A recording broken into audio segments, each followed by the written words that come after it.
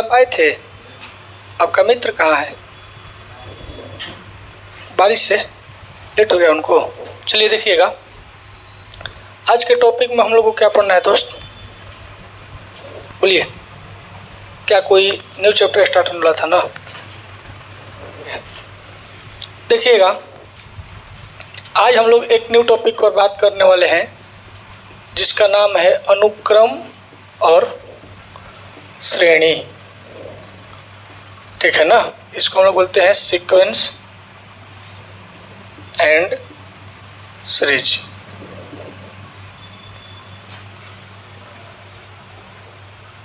इसके हम लोग पहले भूमिका को देखते हैं कि ये अनुक्रम और श्रेणी होता क्या है और हमें इसको किस लिए पढ़ना है तथा हमारे दैनिक जीवन में इसका क्या यूजेज आ सकती है। ठीक है ना? देखिएगा, तो जैसे कि यहाँ पर लिखा है कि अनुक्रम और श्रेणी। पहले हम आपको अनुक्रम के बारे में थोड़ा सा बताने का कोशिश कर रहे हैं। आप लोग स्टार दे करके लिखिएगा अनुक्रम। अनुक्रम लिख करके डैश कीजिए, यानी कि सीक्वेंस। और ये टॉपिक हम लोग को कहीं ना कहीं 10th में भी पढ़ना था। थोड़ा मोड़ा आप लोग को मिला होगा एपी जीपी में। वो जीपी तो आपका नहीं है, बट एपी में मिला होगा अर्थमेटिक प्रोग्रेशन में।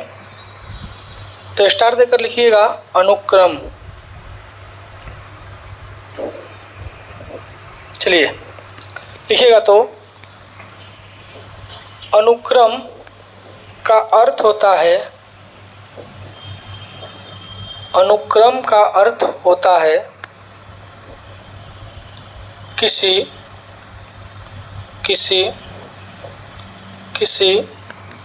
संख्याओं का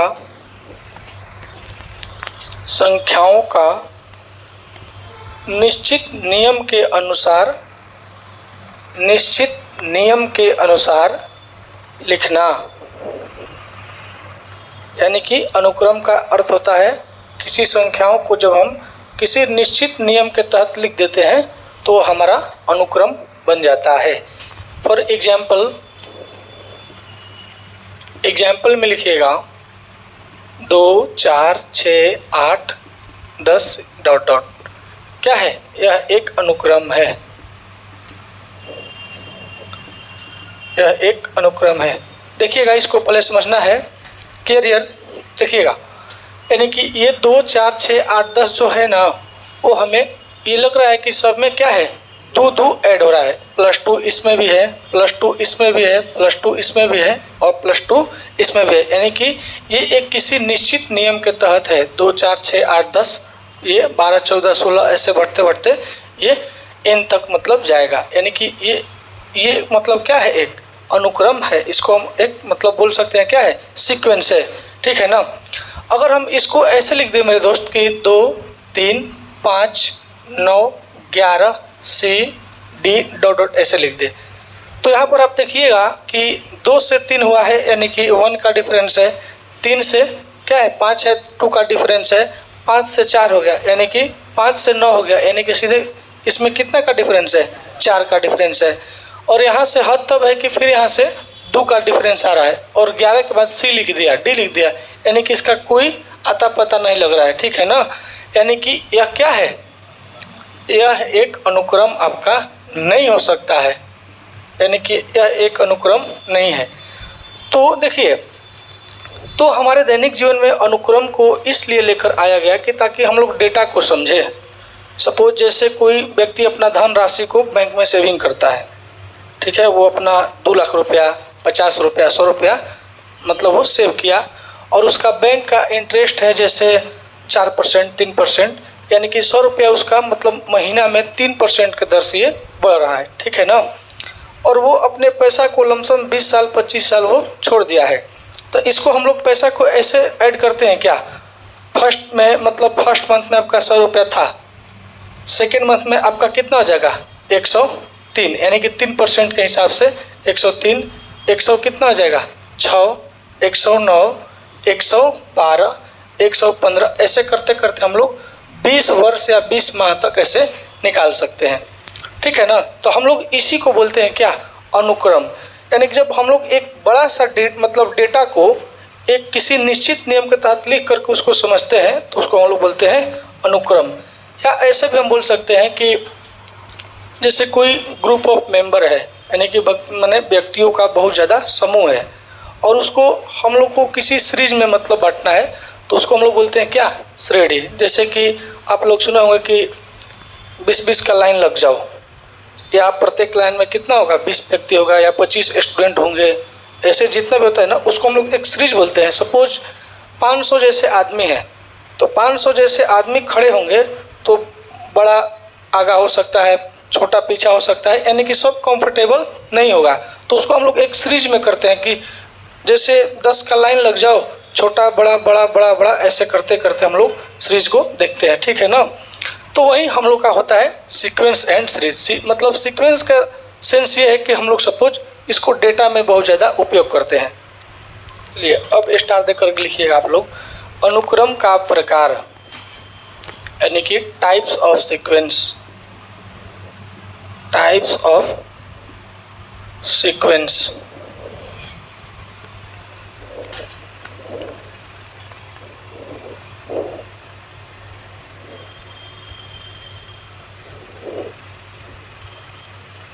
टाइप्स ऑफ सीक्वेंस यानी कि हम लोग को अनुक्रम 2 प्रकार के पढ़ना है, ठीक है। तो लिखिएगा, डैश करके लिखिएगा, अनुक्रम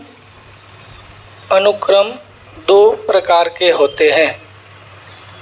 अनुक्रम 2 प्रकार के होते हैं। अनुक्रम 2 प्रकार के होते हैं। फर्स्ट वन लिखिएगा, परिमित, परिमित अनुक्रम। इसको हम लोग बोलते हैं फाइनाइट सीक्वेंस। और नंबर 2 अपरिमित अनुक्रम, इसको इनफाइनाइट बोलते हैं। Infinite sequence.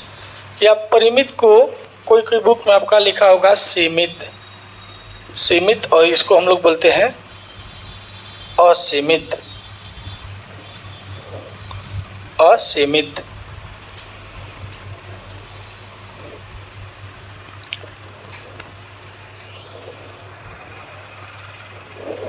असीमित। चलिए नंबर 1 लिख करके डैश कीजिएगा फिर से। हाँ, नंबर 1 लिखिए, परिमित अनुक्रम लिख करके डैश कीजिए। लिखिएगा,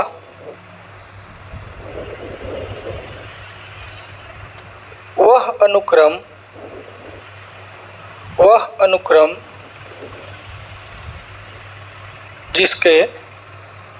जिसके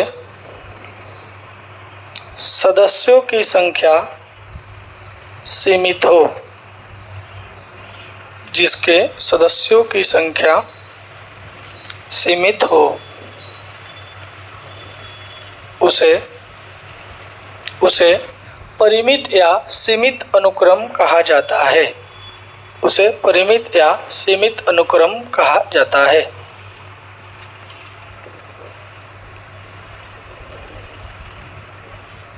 फॉर एग्जाम्पल देखिएगा, यानी कि हम लोगों ने अभी जान रहे हैं कि परिमित जो अनुक्रम होता है ना वो क्या होता है, सीमित होता है।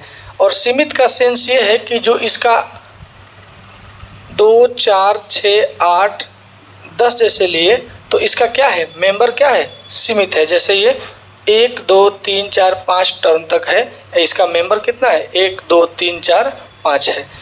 या इसको हम ऐसे ले लें, A, B, C, D dot dot dot, suppose इसको ले लें हम K तक, ठीक है, ये हम ले लें K तक, तो भी ये क्या हो जाएगा, परिमित ही है। क्यों, क्योंकि ये A है, B है, C है, D से जाते जाते ये K तक ये हद हो जा रहा है, ठीक है।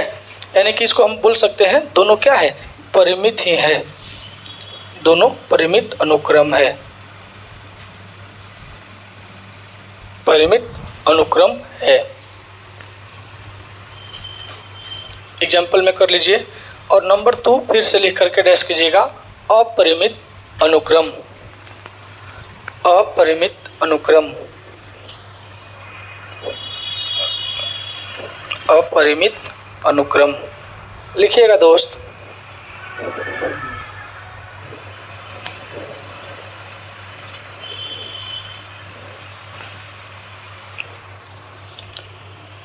ये जो अपरिमित होता है ना, ये परिमित के अपोजिट होता है, क्योंकि इसमें होता है सीमित और इसमें होता है असीमित। यानी कि आप इसमें लिख सकते हैं कि वह अनुक्रम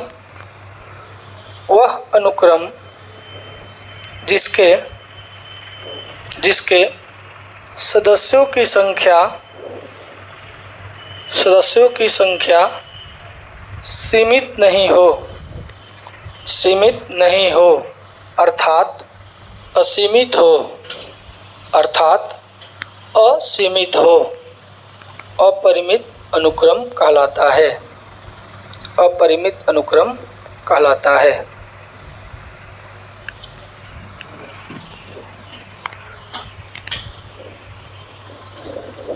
सपोज इसका अगर हम एग्जाम्पल का बात करें, देखिएगा, यानी कि नंबर 2 के एग्जाम्पल का बात करें, यानी कि इसको हम ऐसे लिख सकते हैं कि 2 4 6 8 10 ये डॉट डॉट डॉट तक।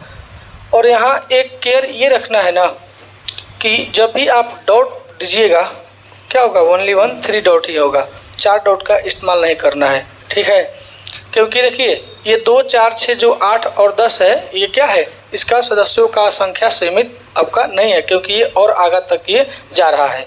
या हम इसको ऐसे ले लें कि suppose A B C D alpha beta gamma theta dot dot dot ऐसे ले लें, तो ये दोनों क्या हो जाएगा, ये असीमित या अपरिमित अनुक्रम बन गया, अपरिमित अनुक्रम। चलिए इसको आप लोग एग्जाम्पल में डालिए और इसके बाद आप लोग स्टार दे करके लिखिएगा श्रेणी, श्रेणी, सीरीज।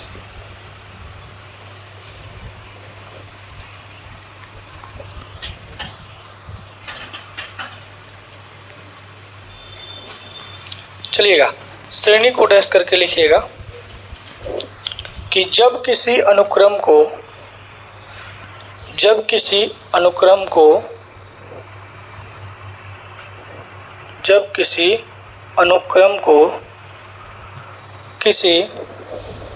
किसी नियम के तहत लिखा जाता है तो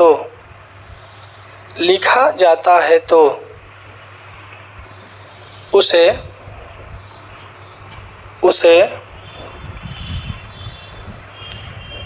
श्रेणी कहा जाता है, उसे श्रेणी कहा जाता है, उसे श्रेणी कहा जाता है।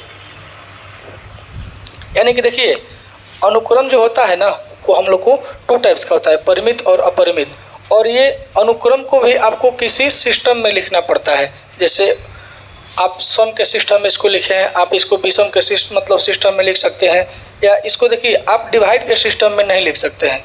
सबका मतलब अपना अपना क्या है, रूल है। जैसे हम लोग श्रेणी को 3 पार्टों में अब बांट करके पढ़ने वाले हैं। जैसे आपका एक होता है AP हो जाएगा, यानी कि समांतर श्रेणी। फिर आपका हो जाएगा GP हो जाएगा, यानी कि जियोमेट्रिक प्रोग्रेशन, यानी कि गुणोत्तर श्रेणी। इसके बाद आपका आता है हरात्मक श्रेणी, यानी कि HP हार्मोनिक प्रोग्रेशन, ठीक है। और यहाँ से हम लोग श्रेणी को अलग अलग पार्ट में बांट करके पढ़ने वाले हैं। तो जब हम किसी अनुक्रम को और किसी विशेष जब नियम के तहत लिखते हैं तो वो श्रेणी में आ जाता है। जैसे आपका चलता है कि समांतर श्रेणी में जोड़े घटाव का क्रिया होगा, जो इसमें हमारा D निकलता है, यानी कि सार्वंतर, वो जोड़ घटाव का क्रिया पर चलता है। किसी और में GP SP में सब डिवाइड पर काम करता है। तो सबका क्या है, अपना अलग अलग क्राइटेरिया है। तो इसको लिखिएगा कि श्रेणी 3 प्रकार के होते हैं, श्रेणी 3 प्रकार के होते हैं, श्रेणी 3 प्रकार के होते हैं।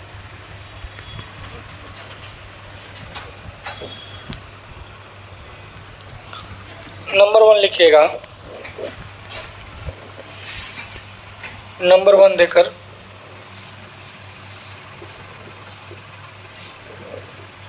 समांतर श्रेणी, समांतर श्रेणी में श्रेणी। नंबर 2 लिखिएगा गुणोत्तर श्रेणी में श्रेणी। और नंबर 3 लिखिएगा हरात्मक, हरात्मक श्रेणी में श्रेणी।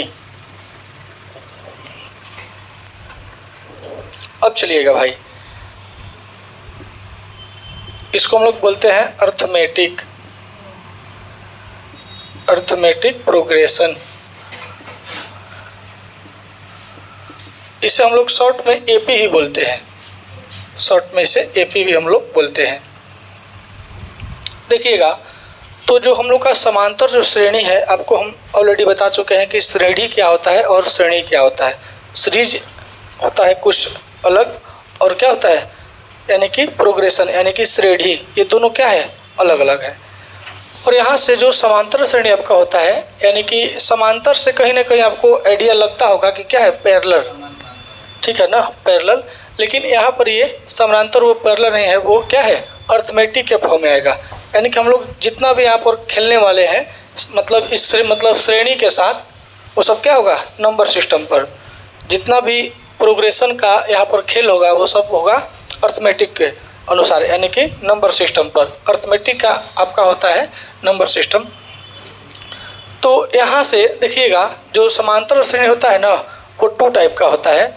तो समांतर श्रेणी को हम लोग ऐसे बोल सकते हैं कि जब किसी अनुक्रम को जोड़ या घटाव के फॉर्म में लिखते हैं तो उसे हम लोग समांतर श्रेणी बोलते हैं। इसमें गुणा का काम नहीं आता है और नहीं इसमें डिवाइड का काम आता है। जो आपका डिवाइड का काम है वो क्या है, एसपी में आता है। मल्टीपल का काम होता है जो आपका जीपी में आता है, और इसमें प्लस और माइनस का काम आता है समांतर श्रेणी में। यानी कि समांतर श्रेणी में टाइप्स नंबर 1 है, ये होता है परिमित श्रेणी, परिमित श्रेणी। और ये नंबर 2 यानी कि बी आपका होता है अपरिमित श्रेणी, अपरिमित श्रेणी। इसको हम लोग बोलते हैं फाइनाइट प्रोग्रेशन।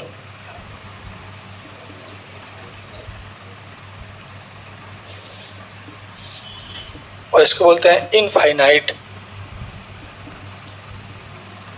प्रोग्रेशन। देखिएगा, तो यानी कि ऑलरेडी फिर से हम लोग इसको समझ चुके हैं कि परिमित क्या होता है और अपरिमित क्या होता है। यानी कि परिमित में आपका श्रेणी में एग्जाम्पल ऐसे हो सकता है कि 2, 4, 6, 8, 10 इतना तक, मतलब क्या है, फिक्स है। और इसको हम लोग एग्जाम्पल में ले सकते हैं कि 2, 4, 6, 8, 10, 12, 14 डॉट डॉट करके। यानी कि ये क्या है, सीमित नहीं है और ये सीमित है। इतना तक तो हम लोग जानते हैं। अब जो समांतर श्रेणी में हम लोग को पढ़ना है ना, वो इसमें पढ़ना है पद। पद क्या होता है, यानी कि इसको हम लोग बोलते हैं टर्म।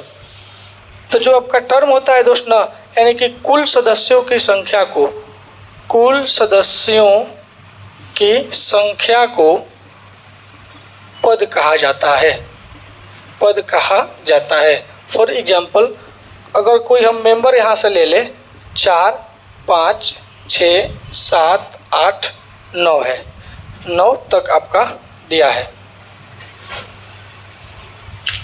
और यहाँ से आपका पूछे कि इसमें पद कितना है, तो आप बोल सकते हैं कि क्या है, ये 1, 2, 3, 4, 5, 6, यानी कि टोटल 6 मेंबर है। यानी कि इसमें टोटल कितना हो गया, पद हो गया 6। और हम लोग इसको डिनोट करते हैं, यानी कि पद को हम लोग बोलते हैं कैसे, n द्वारा। इसे n द्वारा हम लोग डिनोट करते हैं। यानी कि इसमें आपका 6 कितना हो गया, n का मान हो गया। यानी कि इसमें क्या है, टोटल 6 टर्म है।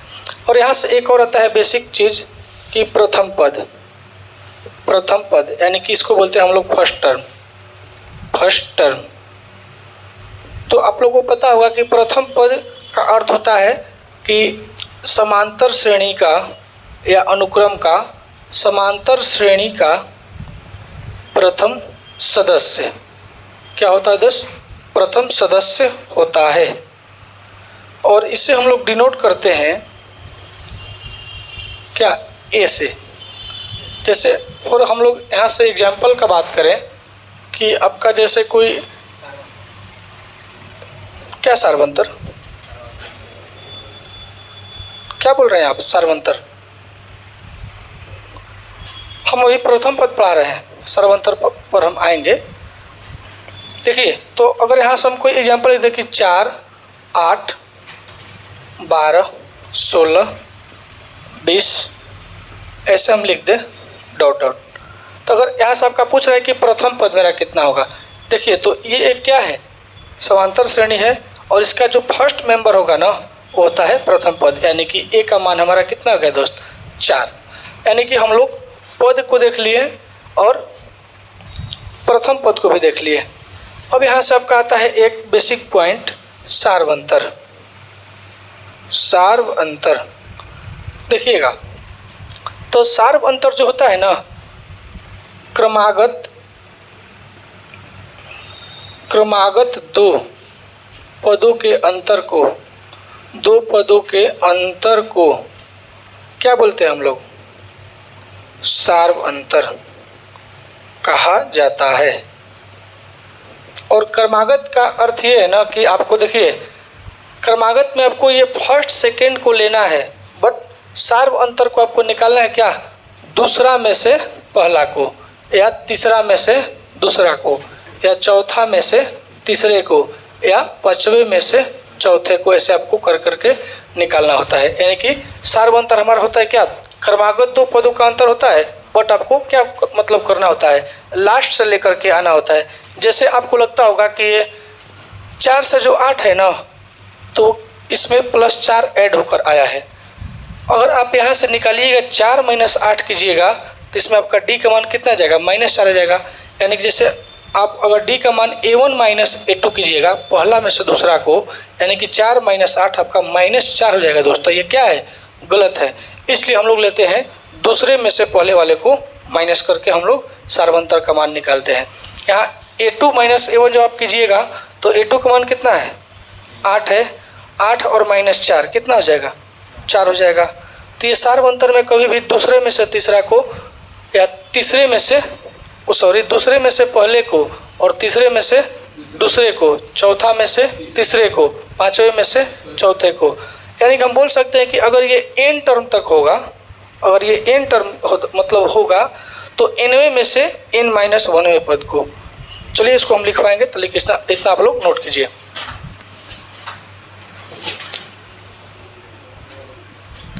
देखिएगा अब आपका नेक्स्ट इसमें टॉपिक बन रहा है कि समांतर श्रेणी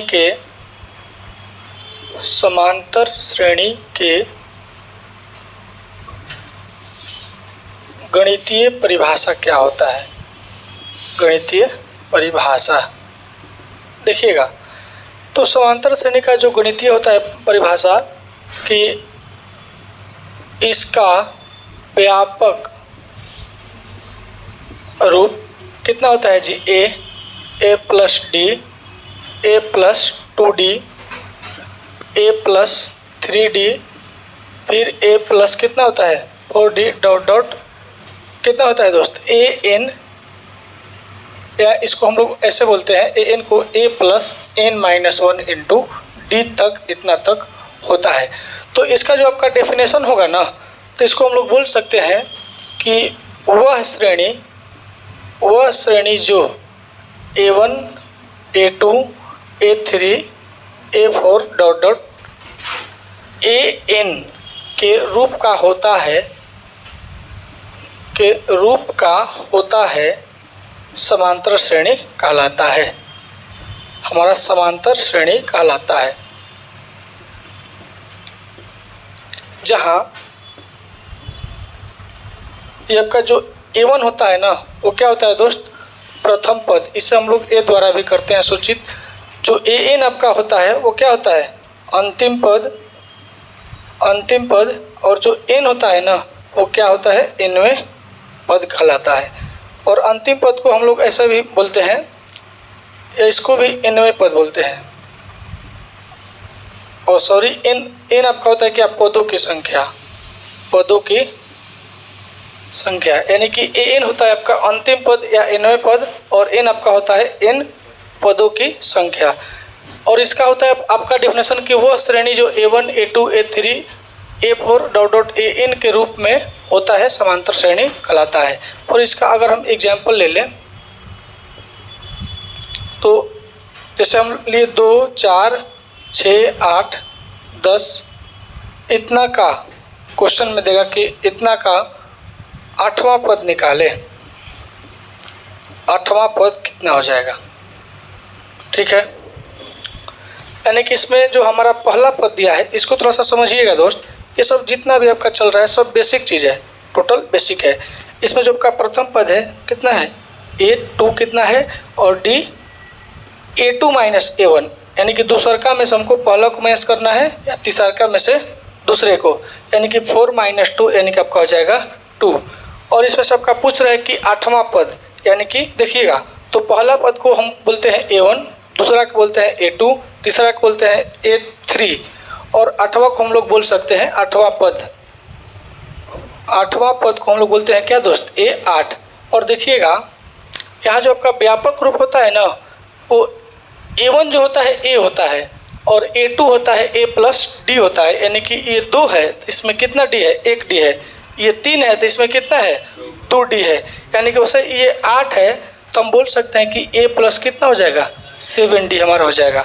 और a का वैल्यू कितना है दोस्त, 2, और d का मान कितना है, 2, यानी कि 7 × 2 यानी कि 2 + 14, यानी कि आपका 16 आंसर आ जाएगा। क्या इसको हम लोग ऐसे देखें कि यदि an बराबर n² + n, तो